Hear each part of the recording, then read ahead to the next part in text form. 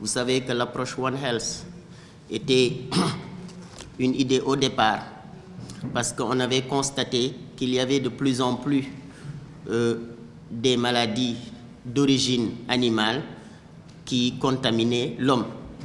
Et de fil en aiguille, donc on passait, ce concept est devenu réalité et la mayonnaise a commencé à prendre.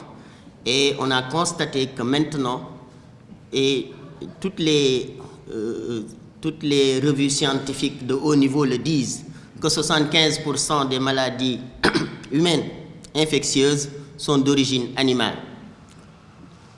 Et que si on y prend garde, on risque de tout faire compromettre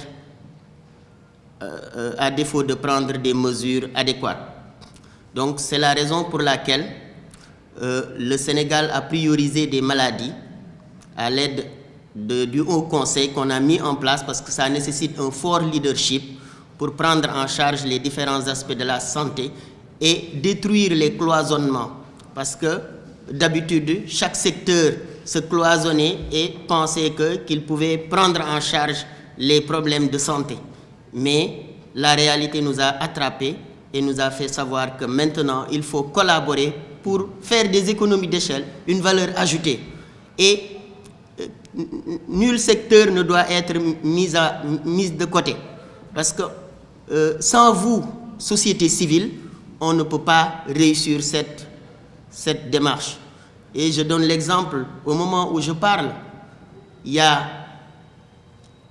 un chien qui a mordu 4 personnes au niveau de Diourbel. Les résultats viennent de tomber et que vous savez que c'est une maladie mortelle. Une fois que les signes cliniques commencent à apparaître, ça mène irrémédiablement vers la mort. Donc, ça nécessite une prévention. Et pour faire une bonne prévention, il faut l'apport de tout le monde. Tout le monde, notamment la société civile, pour porter ce plaidoyer à un niveau très élevé. Parce que je l'appelle, moi, dans mon jargon, je l'appelle Kumba Amundai, parmi les zoonoses prioritaires. Parce que rares sont les bailleurs qui mettent l'argent dans la poche pour prendre en charge, par exemple, ne serait-ce que la rage. Parce que les pays qui donnent de l'argent, souvent ce sont les Occidentaux, et ils ont éradiqué cette maladie. Ne serait-ce que pour mettre en exergue cet aspect, l'atelier de mise à niveau prend tout son sens aujourd'hui. Et à chaque fois, on voit que des maladies nouvelles émergent. La dernière en date, vous le savez, c'est le monkeypox ou la variole du singe. Et on doit tous collaborer quand même pour venir à bout de ces maladies. C'est un insigne honneur pour moi de parler au nom des organisations de la société civile, surtout du rôle que nous pouvons apporter dans le cadre de ce nouveau concept. Alors, organisation que nous sommes, nous avons en tout cas l'habitude de mettre en œuvre des projets et des programmes visant le changement de comportement, mais également aussi des programmes de plaidoyer pour la mobilisation de ressources. Alors, nous inviter à prendre part à cet atelier d'engagement est pour nous une opportunité à pouvoir renforcer davantage cette approche multisectorielle que le secteur de la santé, mais également aussi le secteur de l'élevage, le secteur de l'environnement commence à développer pour éradiquer les problèmes de santé publique.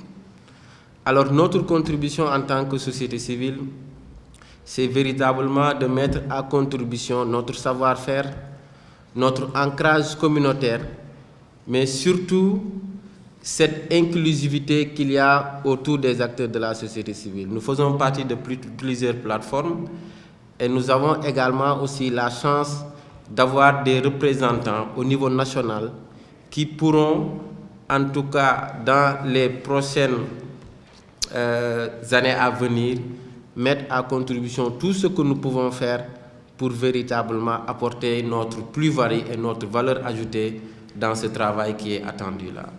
Donc, on vous réitère nos félicitations et marquant également aussi la disponibilité des organisations de la société civile à soutenir le travail que la plateforme One Health est en train de faire avec l'appui des partenaires techniques et financiers. Je pense qu'au courant de ces 10 dernières années, beaucoup de choses sont passées au niveau mondial, qui ont démontré l'importance d'aller vers une multisectorialité et de prendre en charge ces questions de santé dans leur globalité. Et quand je parle de santé, ce n'est pas seulement la santé humaine, et comme Dr Fall a dit, on a la santé animale, la santé végétale, etc. Donc il est important qu'on soit aujourd'hui dans une démarche beaucoup plus multisectorielle pour pouvoir un peu améliorer les conditions de vie des populations. Aujourd'hui, je pense que la société civile n'a plus rien à démontrer par rapport au pouvoir que vous avez pour faire non seulement bouger les politiques, mais également faire avancer certaines causes. Non seulement vu la proximité que vous avez avec la population, mais en sus de ça également vu le pouvoir d'influence que vous avez. Et je pense qu'au jour le jour, vous mettez en œuvre des actions qui démontrent votre capital et le potentiel que vous avez. Avoir cette séance aujourd'hui est d'autant beaucoup plus importante parce que cela met en exergue le fait qu'on va dans une démarche beaucoup plus intégrée.